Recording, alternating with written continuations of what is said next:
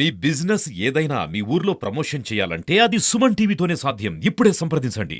నమస్తే, welcome to India's largest digital TV network Suman TV. నేను మీ Vikram Desetti.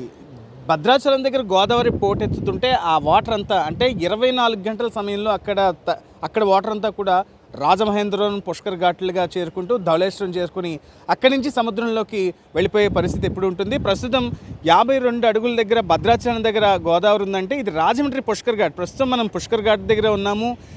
Havelock and railway వంతెన మధ్యలో మనం చూస్తే కరెక్ట్గా ఇక్కడ 55 అడుగులకు ఉంది. అంటే ఇక్కడ 55 అడుగులకి గోదావరి ఉంటే ఇది ధవళేశ్వరం బ్యారేజీ వద్ద 13 అడుగులు వరకు గోదావరి చేరింది. అంటే రెండవ ప్రమాద హెచ్చరిక అయితే జారీ చేసిన పరిస్థితి. ఇక 17.75 కనుక రీచ్ అయితే మూడో ప్రమాద హెచ్చరిక.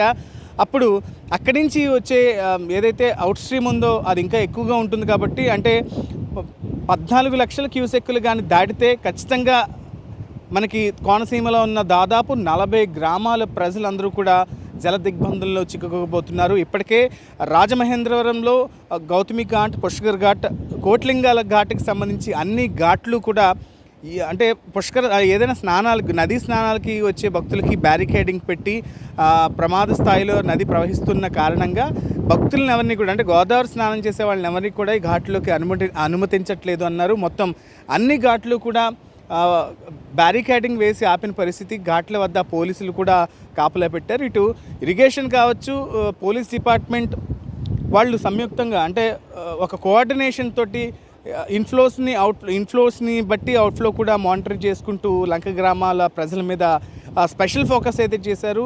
ఇక రాజమహేంద్రవరానికి వస్తే గోదావరిలో అక్కడక్కడ 4 చిన్న లంక గ్రామాలు ఉన్నాయి. ఇప్పటికే రెండో ప్రమాద హెచ్చరిక రాకముందునే వాళ్ళందరినీ కూడా పునరావాస కేంద్రాలకి తరలించిన పరిస్థితి రాజమహేంద్రవరంలో మనకి కనిపిస్తోంది.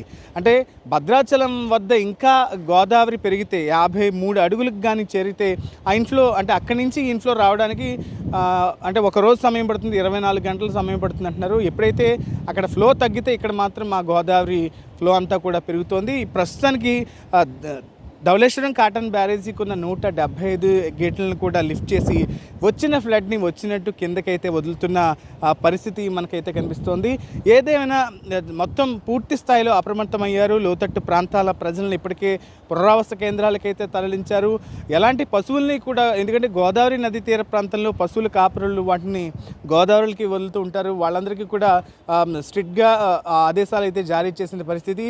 ఇంకా కాస్త పెరిగితే, ఎందుకంటే రెండో ప్రమాద హెచ్చరిక ఉంది కాబట్టి అంటే 14 అడుగుల దగ్గర ప్రస్తుతం గోదావరి స్థిరంగా కొనసాగుతుంది. ఇది సాయంత్రం ఇంకాస్త పెరుగుతుందని కూడా అధికారులు అంచనా వేస్తున్న నేపథ్యంలో ఇది కానీ ఇంకా పెరిగితే 17.75 కానీ చేరిగితే మూడో ప్రమాద హెచ్చరిక.